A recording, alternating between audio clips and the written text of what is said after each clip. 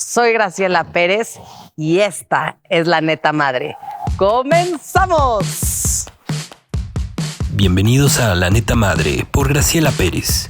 Imagínense, según la encuestadora Gallup, 750 millones de personas quieren migrar a otro país. De esas 750, 158 millones quieren irse a Estados Unidos. USA.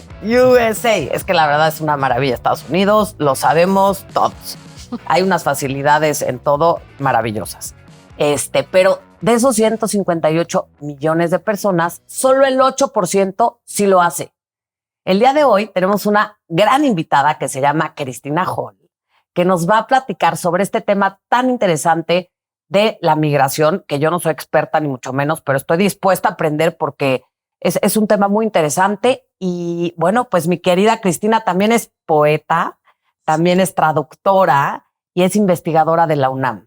Entonces, pues bienvenida a La Neta Madre, hermana. Ay, muchas gracias, muchas gracias. Pues sí, la verdad es que la migración es un tema pues de los más actuales, ¿no? O sea, también según la ONU, ahorita hay 272 millones de migrantes en el mundo y esto va a subir, ¿no? O sea, con migrantes se refieren a personas que no viven en su país de origen. Entonces, o sea, ¿esto por qué pasa? Pues por la pobreza, por la violencia, por persecución política. Ahorita también mucho por el cambio climático está pasando. Entonces, o sea, por ejemplo, en Centroamérica hubo varias sequías y esto provoca a veces olas de migración, ¿no? Pero creo que teniendo todos estos números, a veces una reacción es dentro de los países más desarrollados decir, no, hay que frenarlo, qué miedo, ¿no? 158 millones quieren venir. Sí. Pero, o sea, la realidad es que la mayoría de las personas que migran se van a los países como de desarrollo medio, o sea, los vecinos. O sea, muchos desplazados se van como que si te vas de Venezuela vas a llegar a Colombia, es lo más probable, ¿no? O zonas por ahí. Uh-huh. Y también otra realidad es que para los países en desarrollo, la migración ha sido muy positiva históricamente. O sea, es algo que ha contribuido a la economía, a la cultura. O sea, y creo que ahorita tenemos una narrativa muy negativa y que tenemos que fijarnos en realmente por qué continúa la migración. Y es porque realmente sí hay oportunidades, hay mejoras en la vida de las personas que se van, ¿no? O sea, hay redes que te van diciendo, oye, aquí está mejor. Entonces, como que tenemos que humanizar un poco la narrativa y en vez de enfocarnos solo en lo negativo, ver también, pues, qué aportan las personas migrantes. Claro, yo lo que pienso es que quizás como país, no, Estados Unidos diga, lo que yo no quiero es que entren delincuentes, ajá, ¿no? ¿Cómo podrías tener como, cómo podrías seleccionar las personas, uh-huh, pues que les abras las puertas a tu país? Eso sería como importante, ¿no? Porque si se te sale de las manos y entonces dentro de esas millones de personas entran la gente que no quiere cumplir las reglas, uh-huh, delincuentes, pues ahí sí. Sí, claro. O sea, realmente, si uno piensa en la soberanía de un país, ¿no? Este concepto, pues sí, un país sí tendría derecho de decir, ok, no quiero que entren personas que quieran socavar a mi gobierno. O sea, como que, están mandando como grupos de gente a planear un ataque en la Casa Blanca. Pues sí, ¿no? Vamos a no dejar que estas personas entren, ¿no? O, ok, están entrando grupos armados. No, tampoco, ¿no? Pero la realidad es que la gran mayoría de la gente que emigran solo quieren trabajar, claro, ¿no? Entonces hay un filósofo como teoría política muy famoso que es Joseph Kearns y dice, ¿qué le da el derecho a un guardia de la frontera a apuntarle una pistola a un haitiano que quiere trabajar? Claro. Y si lo piensas es como, pues nada, ¿no? Totalmente. Ajá. Y anteriormente únicamente los hombres eran los que iban, migraban a otro país, trabajaban y le mandaban dinero a la familia. Hoy por hoy estamos viendo que no nada más son los hombres, que también son mujeres, que también son niños que van acompañados de sus madres. Entonces, como tú dices, o sea, ¿qué pasa? Llega esta mujer con su hijo y le apuntan en la cabeza porque lo único que quiere es ella buscar mejores condiciones laborales. Sí. O sea, realmente es una barbaridad lo que se está haciendo en la frontera. Y algo que yo pienso es que el que se enfoquen tanto los guardias en las fronteras en frenar a todos hace que no se enfoquen en realmente frenar fentanilo o realmente enfocarse en, ok, tráfico de armas. O sea, sí hay, o sea, es verdad que hay este intercambio de drogas, pero si tú estás enfocadísimo en frenar a un migrante que quiere trabajar y a otros más que están por ahí, pues te distraes, no estás enfocándote en lo correcto, ¿no? Entonces creo que ese es el tema. Y sí, digamos que del 86 para acá, o sea, Estados Unidos sí ha recibido a muchas más familias. Y esto tiene que ver, pues sí, con las violencias, con pues gobiernos impuestos a veces por Estados Unidos, ¿no? En Centroamérica, como que generan condiciones muy precarias, pero también el hecho de que ya no sea tan fácil la migración, o sea, de manera muy paradójica, ha impulsado que se vayan familias enteras. ¿Esto por qué? Porque antes un hombre podía ir, trabajar, ya gané mi dinerito, ok, ahora me regreso, pon tú a Guanajuato, convivo con mi familia, vamos comprando el terreno, me voy otra vez, ya tengo mi casa, entonces ya claro. acabé mi proyecto migratorio, ¿no? Ahora ya esa circularidad es muy difícil. Entonces, si quieres mantener a tu familia unida, pues vámonos todos. Claro. Porque ya no es fácil estar cruzando si no tienes la legalización, o sea, los papeles. Y ahora que ganó Trump, ¿cómo ves el panorama tú? Pues muy difícil, ¿no? Porque las personas votaron por Trump porque creyeron en una promesa económica que les hizo. O sea, para mí lo único como admirable que tiene Trump es la manera en que construye narrativas que son fáciles de digerir para las personas, ¿no? Pero eso no significa que tengan un sustento. O sea, que él diga, ahora ya no va a haber inflación. Es como, ay, qué padre, pero no tiene ningún sentido, porque si tú no tienes una fuerza laboral, si tú deportas a 11 millones de migrantes, entonces tienes que pagarle mucho más a los pocos trabajadores que quedaron para que te produzcan algo, ¿no? Y si tú dices, ok, ahora ya todos los productos chinos no los queremos porque America First, voy a incrementar los impuestos en un 20% en todo lo que viene de China, entonces tu producto va a ser también mucho más caro. O sea, en realidad esa narrativa no tiene un sustento en la realidad. O sea, nada va a ser más barato y yo creo que va a haber una crisis de volver a encontrar trabajadores. Pero no dicen, bueno, ya Trump ya había estado, entonces como dicen unos, más vale malo por conocido que bueno por conocer. Eso es lo que he escuchado. Ajá. No sé qué opines en cuanto a eso. Y por otro lado, es que perro que ladra no muerde. Dicen que Trump dice muchas cosas para tener votos, pero a la hora de la hora no hace nada. Inclusive por eso los mismos migrantes que ya viven en Estados Unidos votaron por él, porque al final no hace lo que dice. The Wall nunca la hizo, ya sabes. Pues, o sea, sí hizo gran parte. O sea, sí hubo mucha construcción nueva del Wall y sí hubo como separaciones de las familias en las fronteras. O sea, que agarraba a los niños y se los quitaba de sus papás, a veces durante meses. Muchos ya nunca volvieron a encontrar a sus papás. O sea, sí hubo mucha crueldad en ese sentido.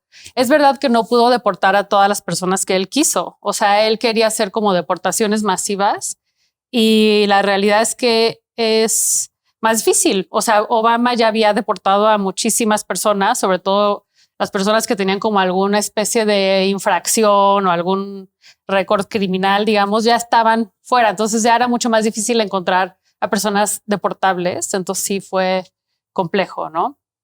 Preguntaste algo más que ahorita se me está olvidando. Entonces, a ver. Más vale malo por conocido que bueno por conocer. Ya me acordé que iba a decir.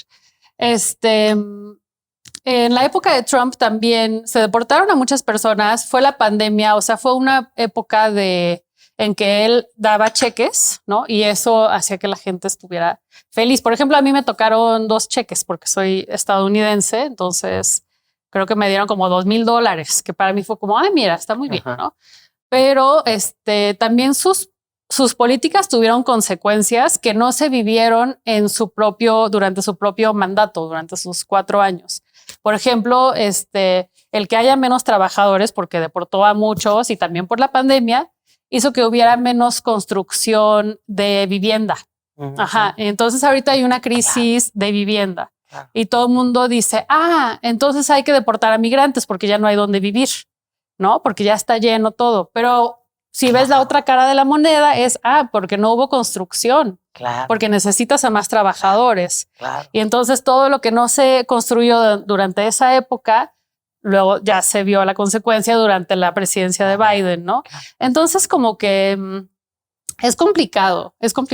Pero se me hace súper interesante y por eso desde el día que nos conocimos dije, quiero que vengas a La Neta Madre, porque esto que estás creando, esta investigación en donde tú soportas el hecho de que con datos y con datos claros, donde tú soportas el hecho de que pues es beneficioso tener migrantes, me parece maravilloso, porque tienes toda la razón. Actualmente ya los americanos no quieren trabajar, no quieren construir. ¿Quiénes hacemos esto?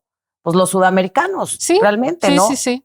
Entonces, pues sí, yo creo que lo que se debería de hacer es regular esto, ¿no? Y para que también la gente que vaya a Estados Unidos viva en condiciones de calidad, en condiciones humanas, mujeres, niños, esposos, familias. Sí, tal cual. O sea, en todo el occidente desarrollado, o sea, en Europa, en Estados Unidos, también está cayendo la tasa de natalidad y las jubilaciones están subiendo, ¿no? O sea, la gente ya está cada vez más viejita de los nativos. Entonces, la única manera de sostener, digamos que las jubilaciones, la seguridad social, es con trabajadores jóvenes. Y si tú no estás produciéndolos, la solución no es prohibir el aborto, sino aceptar a más migrantes, ¿no? Y cuando decimos como que tiene que haber más regularización y todo, o sea, lo que yo quiero decir con eso es, tiene que haber más legalización. O sea, tiene que haber, estás en Estados Unidos, llegaste de una manera u otra, pero al menos vas a tener un permiso de trabajo temporal. ¿Y esto por qué? Porque es un súper problema tener a trabajadores que no tengan permiso de trabajo, porque esto hace que sean explotables. Y entonces tú puedes decir, oye, tú me vas a trabajar por menos del salario mínimo. Si te quejas, yo le llamo a ICE, que es como que la agencia encargada de deportar, ¿no? Entonces esto es malísimo para las personas migrantes, pero también para los demás trabajadores, los nativos, porque entonces estás compitiendo con personas que van a aceptar mucho menos. Pero si tú das un permiso de trabajo y tú dices, salario mínimo o X sueldo para toda esta industria, entonces ya hay competencia justa, ya, o sea, las personas también están protegidas. También tiene que haber como una separación entre, si yo tengo una queja laboral, la puedo hacer sin miedo a que me deporten. Claro. ¿Qué pasa con las madres y niños? Por ejemplo, en este caso, las madres pueden trabajar, pero quizás quieran acompañar a sus parejas para cuidar a sus hijos, pero los hijos no trabajarían. Entonces, ¿cómo manejarías esa situación? Pues tienen que tener derecho pleno a entrar a la escuela. Eso sí, y a graduarse y, todo eso. Pero para si van mí es por básico. un tiempo determinado, perdón la interrupción. Pues sí, si vas con niños, probablemente no sea por un tiempo determinado, sino con el afán de quedarte más tiempo, ¿no? Sí hay programas también de tiempo determinado que sí dan visas y México tiene muchos acuerdos con Estados Unidos, con Canadá, sobre todo en agricultura, de trabajadores temporales. Y entonces van y creo que son máximo 8 meses al año, ya ganan su dinero y vuelven a México o al país de donde sean. México es como el proveedor principal, creo que más del 80% de estos trabajadores temporales son de México.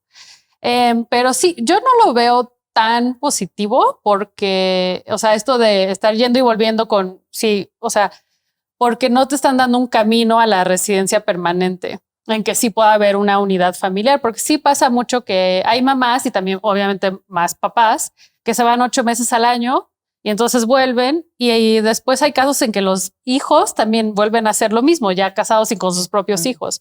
Entonces ves que como que no hay realmente un progreso en ese proyecto, pero sí es mejor obviamente que tener una situación de precariedad absoluta. Pero sí es precario porque también incluso con esa visa, pues un empleador puede decir, a ver, si esta persona se quejó, pues ya no lo vuelvo a invitar al programa. O sea, no es solo que te den la visa, porque es una visa que tiene un empleador específico que está diciendo que te va a contratar durante ese tiempo. Entonces es problemático. Para mí sí sería mejor que hubiera como permisos de trabajo y un camino a la residencia permanente en caso de que la gente eso desee, ¿no? Porque la realidad es que Estados Unidos necesita más trabajadores, todo el mundo se beneficia si hay lo que te decía de las protecciones laborales, o sea, y bueno, sí puede haber diferentes grados. Puedes decir, ok, si tú acabas de llegar, no vas a tener derecho a la jubilación. O sea, pues no, hay derechos que tienes más como con el paso de los años en que vas contribuyendo. Pero hay ciertos derechos básicos como, ok, puedes ir a la escuela o puedes recibir tu salario, ¿no? Y aunque estés pagando impuestos y a lo mejor no te van a beneficiar mucho porque eres extranjero, pues bueno, tienes ciertas protecciones. ¿Por qué Estados Unidos está en contra de los migrantes entonces? Porque es muy útil a nivel electoral. O sea, es algo como bastante nuevo con Trump, esto de tener como tanto fervor anti-inmigrante. Es una manera de culpar a alguien más, a un X extranjero, por todos los problemas que ha tenido Estados Unidos, ¿no? Entonces, también es una manera para el gobierno de lavarse las manos. O sea, la culpa no es mía, es de los migrantes, ¿no? Claro. Entonces, es una narrativa que es como súper útil a nivel electoral, pero que no está tan sustentado.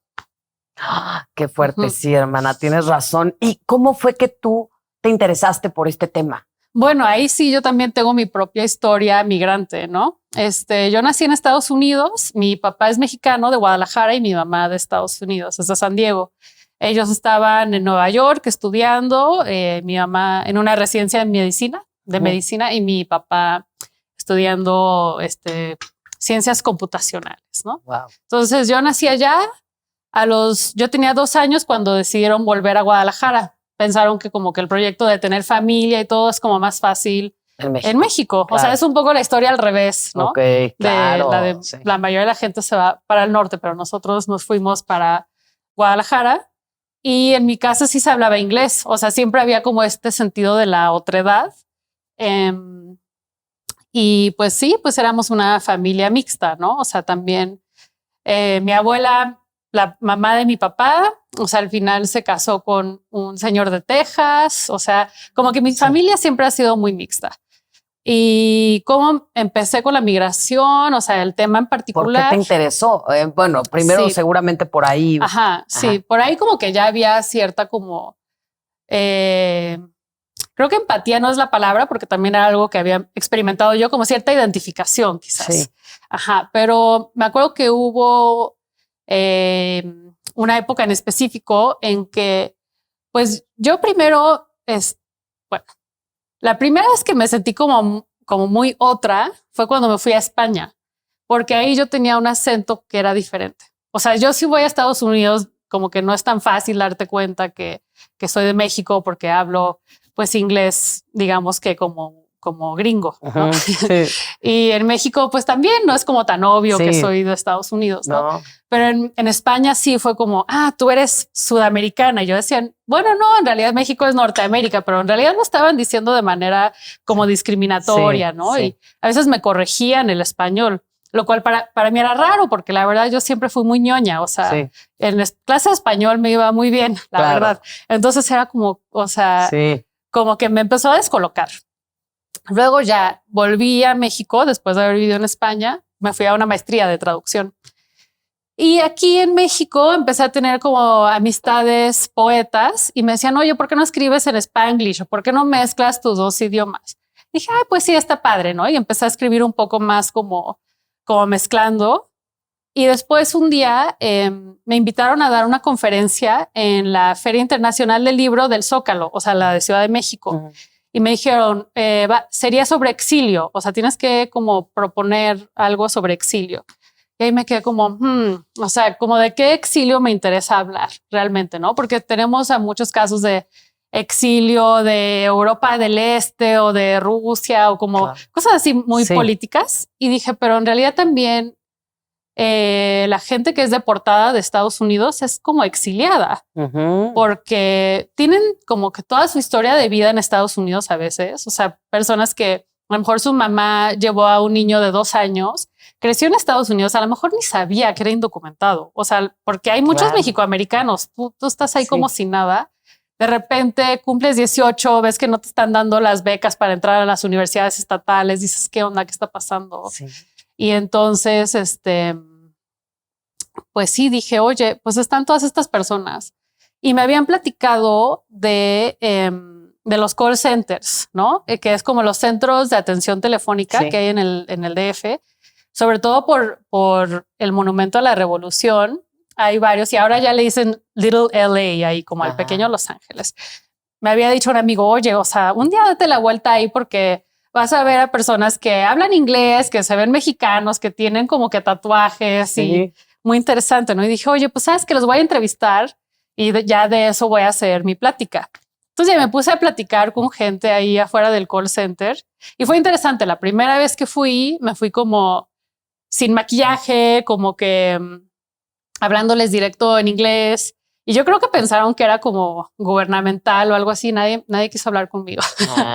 Y a la segunda vez que fui, dije, ok, ya voy a hablar más Spanglish, voy a verme más como... Sí, claro. Sí, me maquillé un poco más, como que dije un poco más como la onda fronteriza y ya todo el mundo platicó conmigo.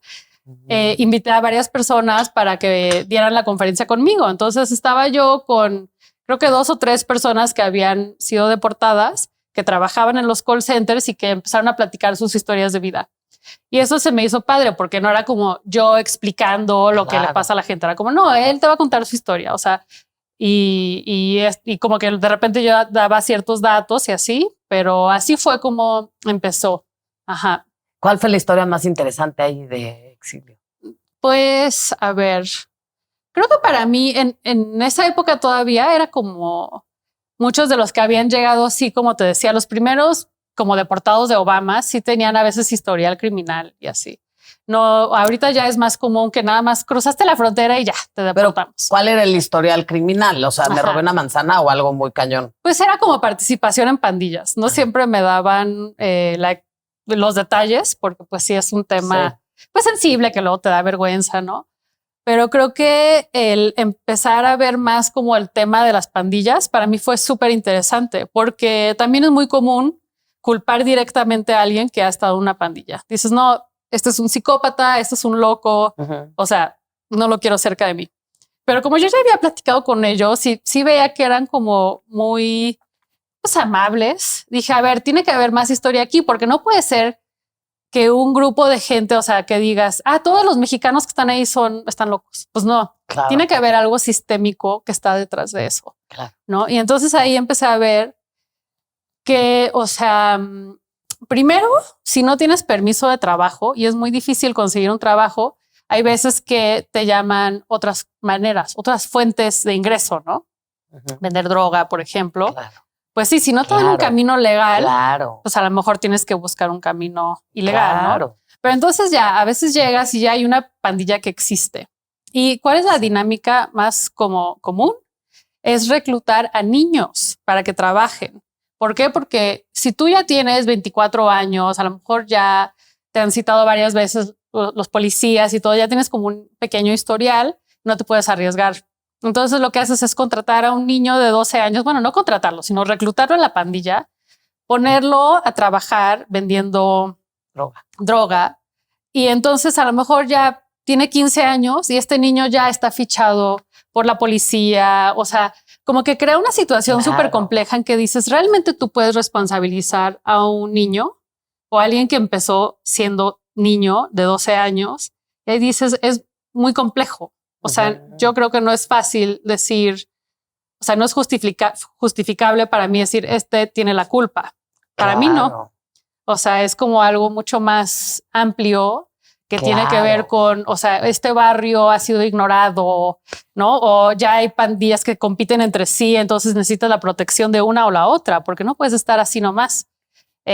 O a lo mejor el hermano grande, el primo ya está en una, entonces te recluta. Es complejísimo, es complejísimo. No, por eso yo creo que ya en Estados Unidos dicen, o en cualquier otro país, ¿no? De no me voy a meter en eso, ya simplemente cierro la frontera, porque quizás no quieren indagar en todas estas cosas más profundas que hay detrás de la migración, ¿no? Sí. O sea, lo fácil es lavarte las manos, pero qué padre que tengamos a mujeres como tú, que yo creo que todos tenemos como un objetivo, un camino. Por ejemplo, aquí en La Neta Madre, lo que me mueve son las mujeres.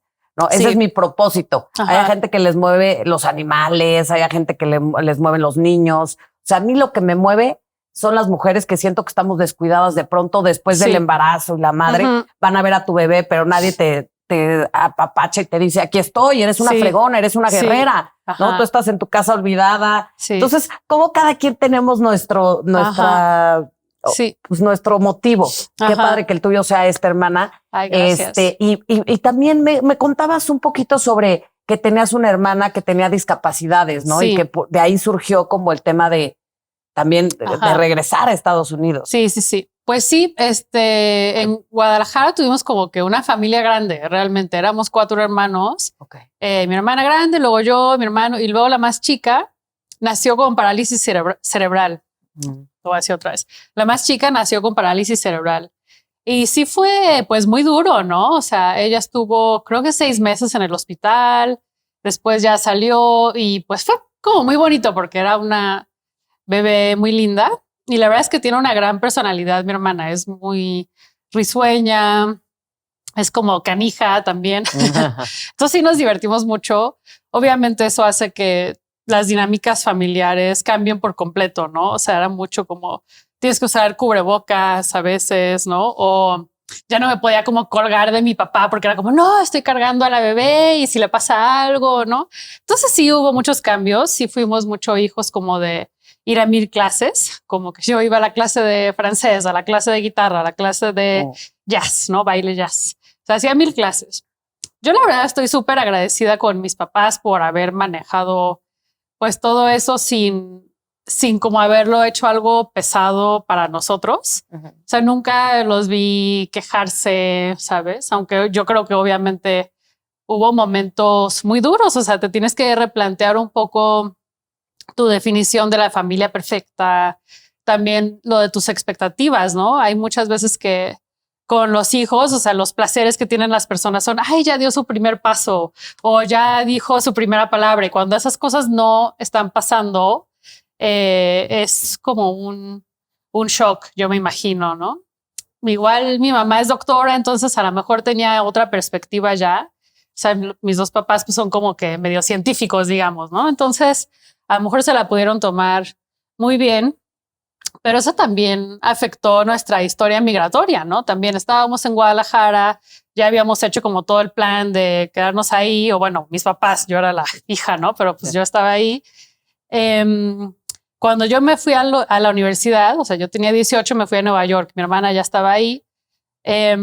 Mis papás decidieron irse a San Diego porque dijeron, ¿saben qué? O sea, las banquetas ya no dan para más en México. O sea, en Guadalajara tú vas con una silla de ruedas porque mi hermana está en silla de ruedas y es como, ay, o sea, como que pusieron un poste en medio de la banqueta. Entonces te tienes que bajar a la calle, darle la vuelta, o un coche se estacionó aquí, o típico que pasas por un edificio y ponen su rampa de coches, pero aquí hay como una caída tremenda con la que no puedes pasar con una silla de ruedas. O sea, luego íbamos a restaurantes y era como, la rampa que pusieron es así.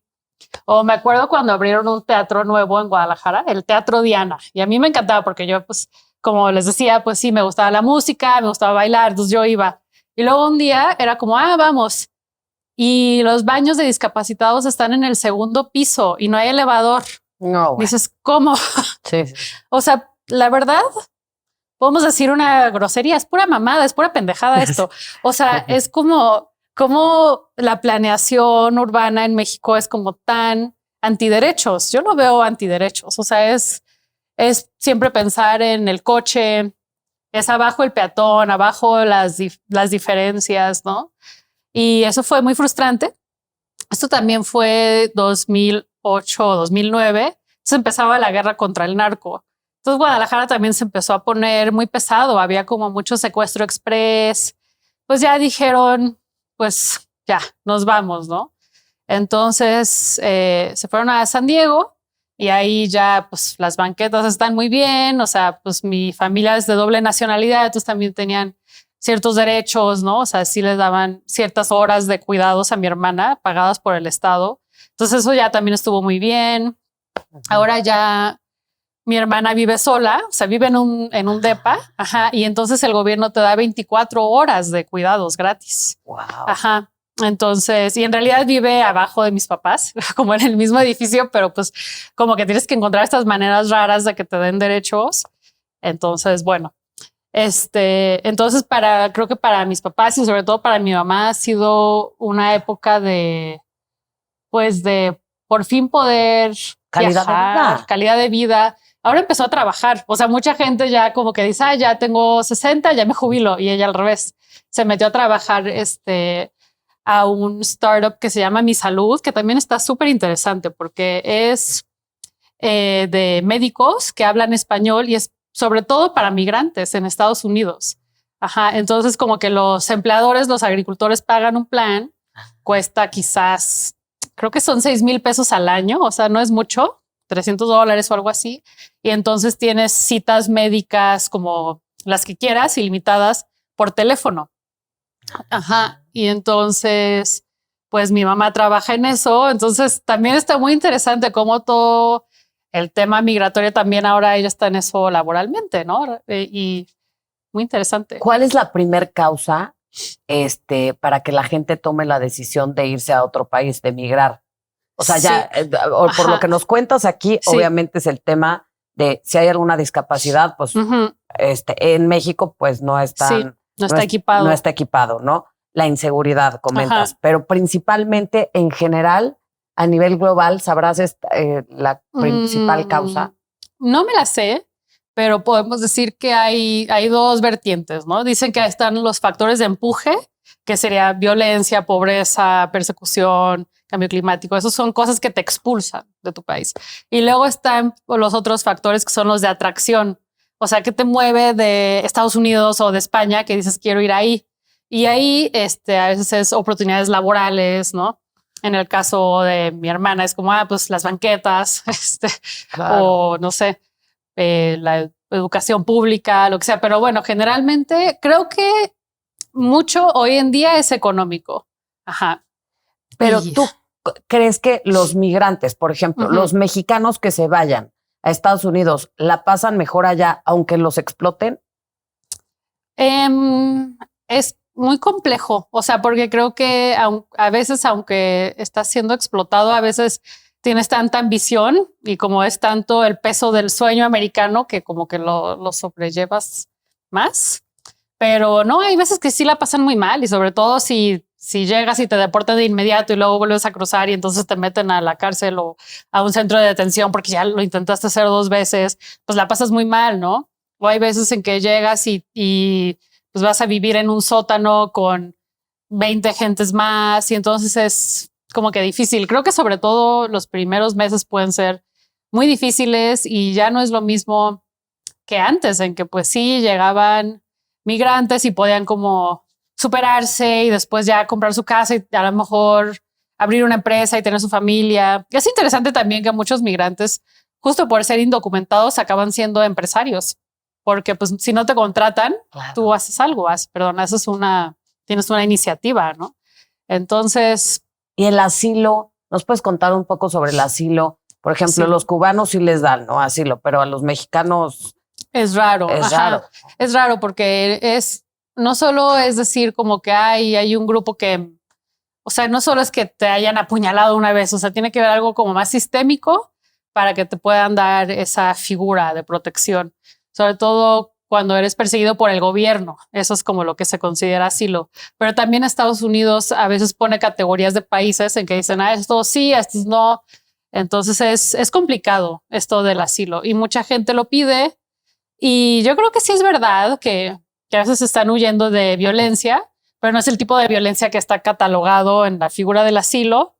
De todos modos es común pedir asilo porque... se tardan 3 años en resolver el proceso y después de 150 días, bueno, 3 años es como el promedio, no es que sea una figura exacta, pero después de 150 días te dan un permiso de trabajo. Entonces al menos vas a estar 2 años y medio trabajando en lo que te hacen tus citas, ¿no?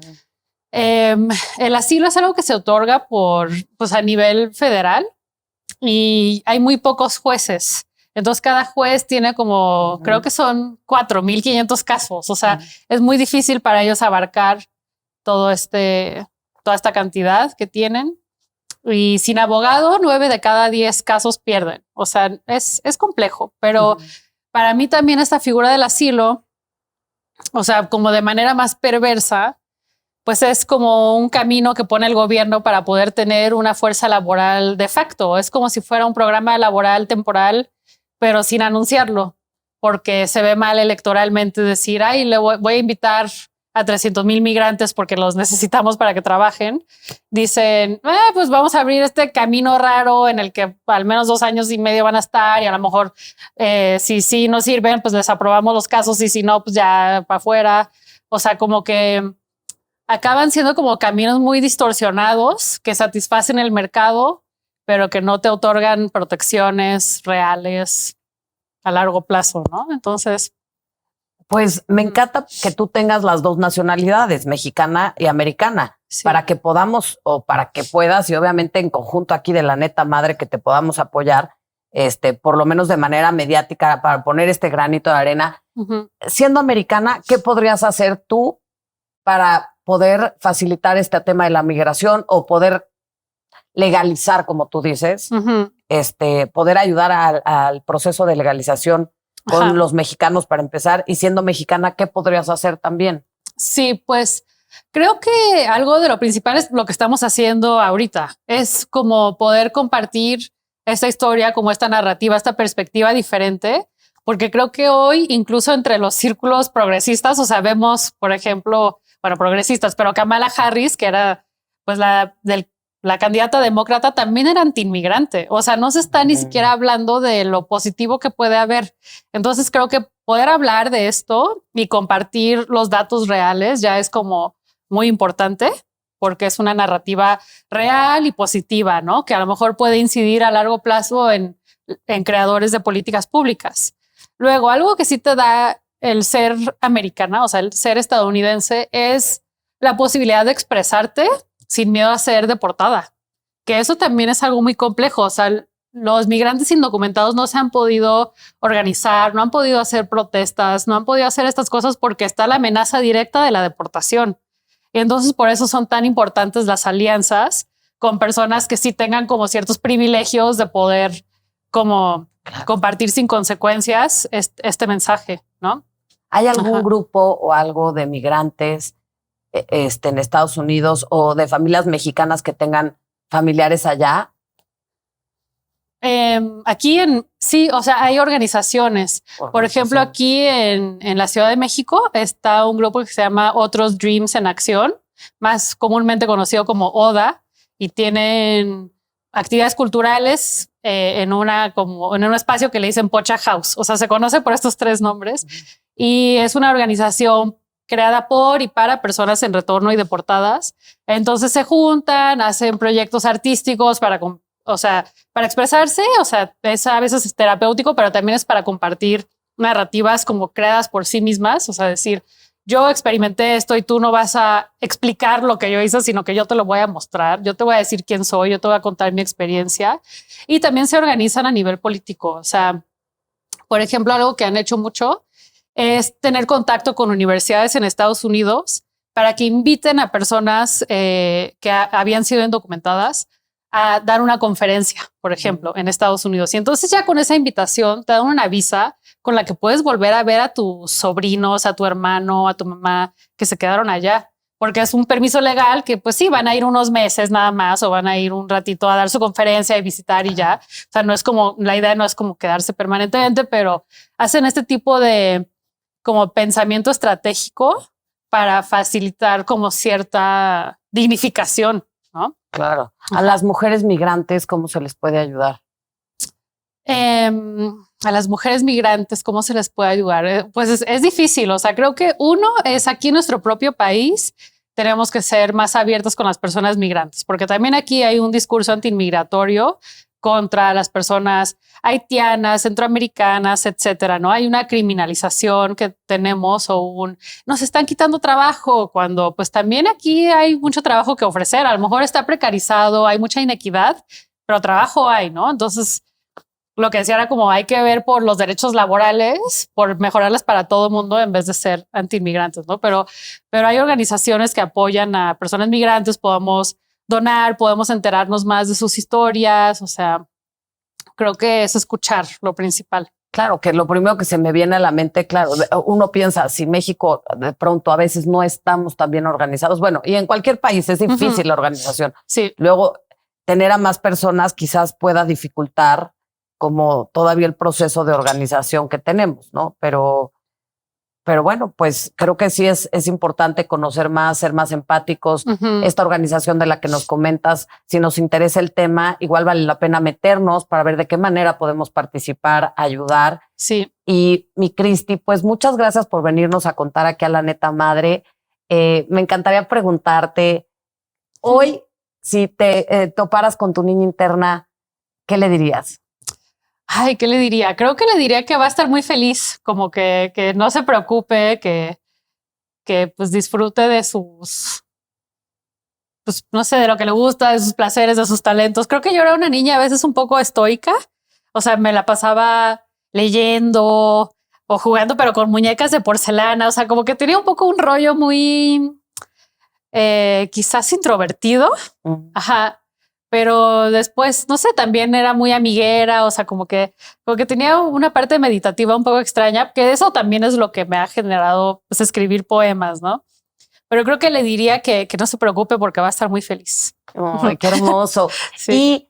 Y con esta investigación de la UNAM, ¿cuál sería tu objetivo a corto o mediano plazo como para darle, no nada más que se quede en el aire, sino para que puedas pues dar el siguiente paso y hacer algo con el tema de la migración? Sí, bueno, ahorita estoy escribiendo un libro sobre este tema, entonces eso es como mi objetivo, como digamos que mediano plazo. Durante todo el proceso yo quiero seguir hablando del tema, quiero seguir compartiendo el mensaje y creo que uno de mis objetivos es no estar nada más respondiendo a las sandeces que hace Donald Trump, ¿no? Porque hace cosas a veces tan como escandalosas que uno puede clavarse cada media hora. Y creo que a veces lo que nos falta es tener una visión macro, como una visión más positiva, ¿no? No puedo decir hablar en positivo, pero creo que pintar a la migración como un problema es problemático. Justo claro. Está mal porque entonces esperas una solución, ¿no? Y luego dices, pues, o sea, la peor solución fue la solución permanente, ¿no? Hablando del holocausto. O sea, no podemos nada más pensar en eliminar o excluir a un grupo de gente. Tenemos que pensar en cómo manejarlo, ¿no? ¿Qué maneras mejores hay de incorporar a las personas, de darles chance de tener una vida nutrida y plena, ¿no? Y en conjunto con el resto de la sociedad. Entonces creo que sí, mi meta es como no meterme al hoyo negro de la depresión por Donald Trump, ¿no? Porque aunque sí hay personas que están como positivas porque creen que va a mejorar la economía o algo así, o sea, la realidad es que muchas otras personas pues, tienen mucho miedo de perder sus derechos. O sea, lo hemos visto en las mujeres, o sea, ya el derecho al aborto ya no existe en Estados Unidos, o sea, ya no está protegido a nivel federal. En Florida, ya después de las 6 semanas es ilegal.